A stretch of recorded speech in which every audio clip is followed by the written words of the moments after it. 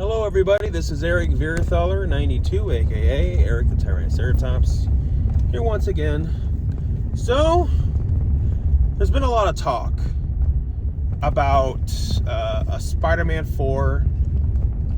When I say Spider-Man 4, I don't mean like a follow-up necessarily to Spider-Man No Way Home. Not a fourth Tom Holland movie, but a fourth Tobey Maguire Spider-Man movie. And there's been talk of an Amazing Spider-Man 3. I think a lot more so with Amazing Spider-Man 3 because, Andrew never got to have his third movie. So, I want to give my 2 cents on it. So, now that the movie's been out for almost a month, I can finally talk about this. Tobey and Andrew are in the movie. If you haven't seen the movie by now, when it's been out for almost a month, I guess that's on you. But yeah, I guess maybe you just got busy, but regardless, it's been out for almost a month now. And, so what do I think? I really think it's possible. It's very likely that they will finally do a Spider-Man 4 and an Amazing Spider-Man 3.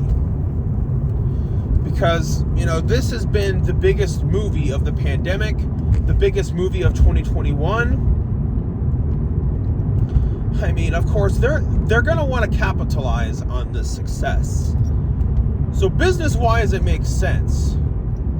And even artistically wise, just to give Tobey proper closure, because not a lot of people liked Spider-Man 3, and even give Andrew, his chance to finish off his trilogy. So, what do I think could happen? They'll bring back Sam Raimi. Sam Raimi already returned to direct Doctor Strange in the Multiverse of Madness. So, will Mark Webb come back if they do an Amazing Spider-Man 3? Likely, but depends on if he's busy doing something else. I guess it just wouldn't feel right if Mark Webb didn't come back to direct Amazing Spider-Man 3. But this time, Sony needs to not interfere. They made that mistake twice. I really hope that they learned their lesson this time, to not cram too much into one movie. So this time, I say make amends with Sam Raimi because they were stressing him out with Spider-Man 4.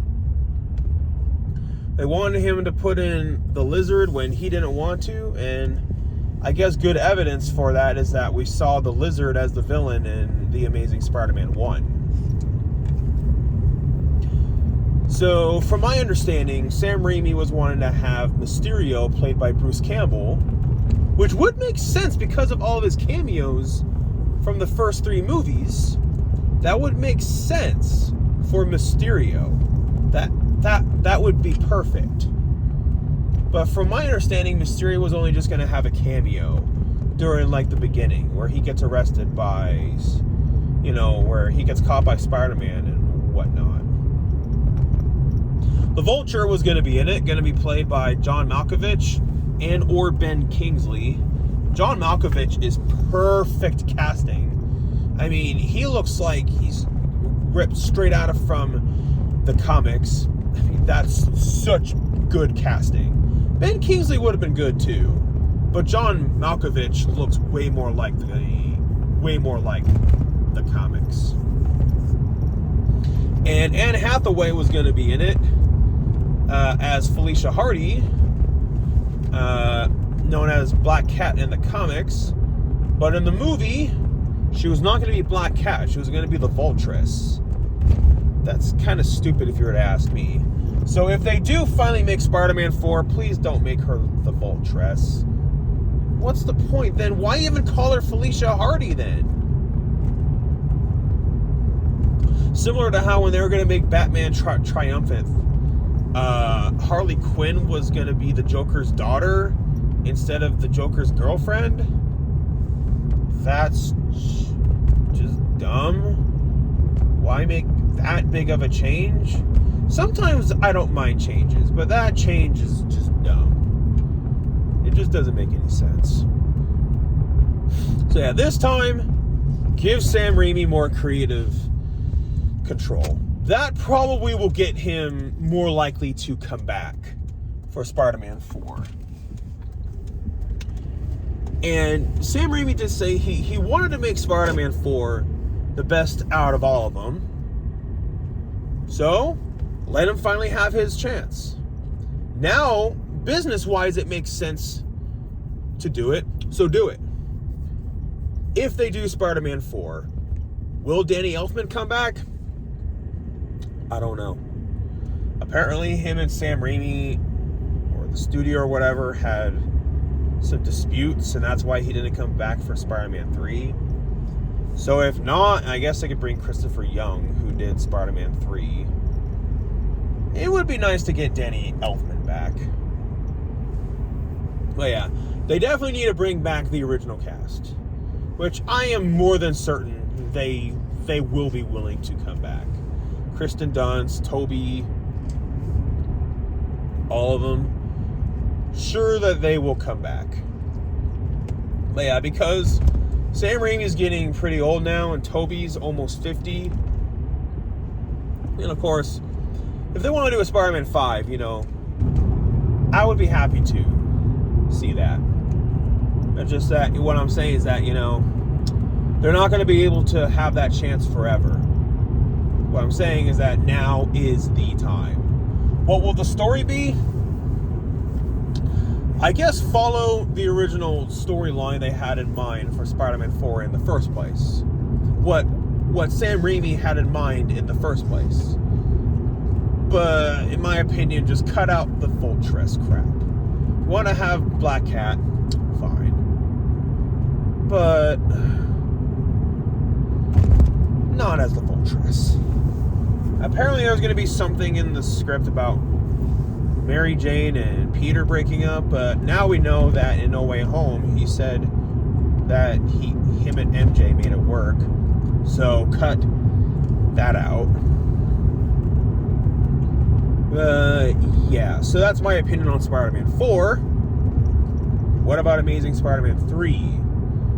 So, during No Way Home, all three Spider-Men were talking about villains they have fought. Toby and Tom fought against an alien, but Andrew did not. So I say give Andrew his chance to fight against an alien, so that way he can say that in the movie. Like, hey, I finally got to fight against an alien. And they did maybe hint at it during that post-credit scene with Tom Hardy with the symbiote. So that would be cool to see him fight against either Tom Hardy's Venom or the Andrewverse version of Venom. That would be really cool to see that. Or fight against some other. I would like to see the aftermath of what happened between when he fought against the Rhino. Because I was hoping that we were going to see the Rhino in No Way Home. At least he was mentioned. But yeah, I would like to see what happened afterwards. And maybe follow up on that kid, from the Amazing Spider-Man 2, Whatever happened to that kid afterwards. And, really play up on his guilt, and whatnot. Which they were going to do that in the first place. But yeah, there's a lot of potential with playing up on his guilt of Gwen dying. Okay, the villain be, I think I could see it being Venom, to play up on his guilt and whatnot. I really think that would work. It could parallel to Spider-Man 3, with the whole theme of anger and letting go of revenge. I mean, not beat by beat the same plot but, something similar,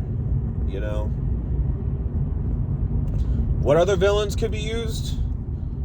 For the Andrew Amazing Spider-Man 3, it would be cool to see a villain that we have not seen. I mean, I'm okay to see him fight against Venom. Or maybe, what would be cool to see all three Spider-Men fight against Venom. Tom and Andrew do not have that experience, but Tobey does. So maybe during the first half of the movie, they're fighting against Venom, but they're not having any luck. And then Tobey comes in, helps them because he has that experience from Spider-Man 3. So that would be cool to see that. What other villains? I'm trying to think. Kraven the Hunter? That would be cool to see that. Really trying to think. What other villains could we see that we haven't seen? Maybe we could see Dane DeHaan come back. Oh, yeah. I think Dane DeHaan coming back for Amazing Spider-Man 3 would make a lot of sense, because now Andrew's going to be pissed at that version of the Green Goblin, because, the Goblin, the one played by Dane DeHaan in Amazing Spider-Man 2, is one of the big components for why Gwen died in Amazing Spider-Man 2. So, in my opinion, now that I think about it, scratch out Kraven the Hunter. Don't want to have too many villains. How about the villains will be Dane DeHaan as the Green Goblin and Venom for Amazing Spider-Man 3. Because, of course, Andrew's going to feel a lot of anger and resentment towards the Green Goblin now. Because, if it wasn't for the Green Goblin coming in, Gwen would have not have lost her life. I mean, Andrew did play into it also. But she never would have fallen from that building in the first place if the Green Goblin never came in. So, now that I think about it, yeah, those two definitely should be the main villains of the entire film. But if they have other ideas, I'll be curious. But that's just my pitch for what they could do. It would be cool to see Dennis Leary come back. I imagine it wouldn't be a big role, but more of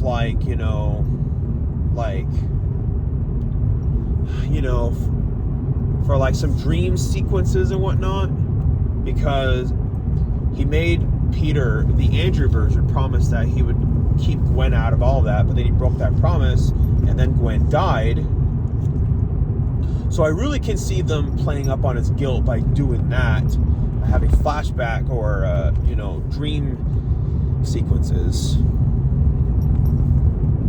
I could definitely see that. And I even heard rumors when they were going to do the Amazing Spider-Man 3 that Emma Stone was going to come back. Be kind of weird because she died, but I imagine it would have been like flashbacks or dream sequences.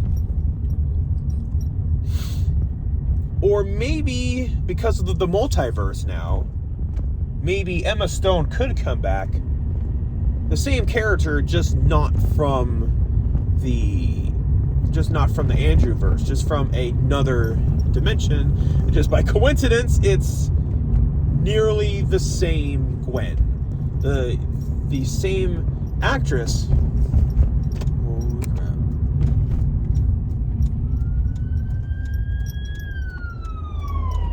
I hope they're okay.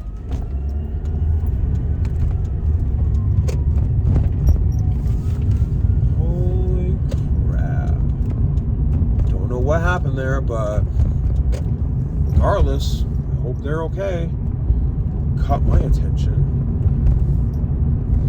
So yeah, if they do that, have a different Gwen, still played by Emma Stone, come back. I think it would be cool if they did Spider-Gwen in live action. That would be cool. And then have like Spider-Gwen be like his sidekick, because she essentially kind of was his sidekick in Amazing Spider-Man 2 anyway. So that would be cool. Anyways, I don't want to make this video too long. I'm almost home anyway. Got a lot of stuff I have to unload. So those are my thoughts. What do all of you think? Comment below. Let me know. Like, comment, and subscribe. Have a nice freaking day, everybody. It's my catchphrase from things that piss me off. My new catchphrase. See ya.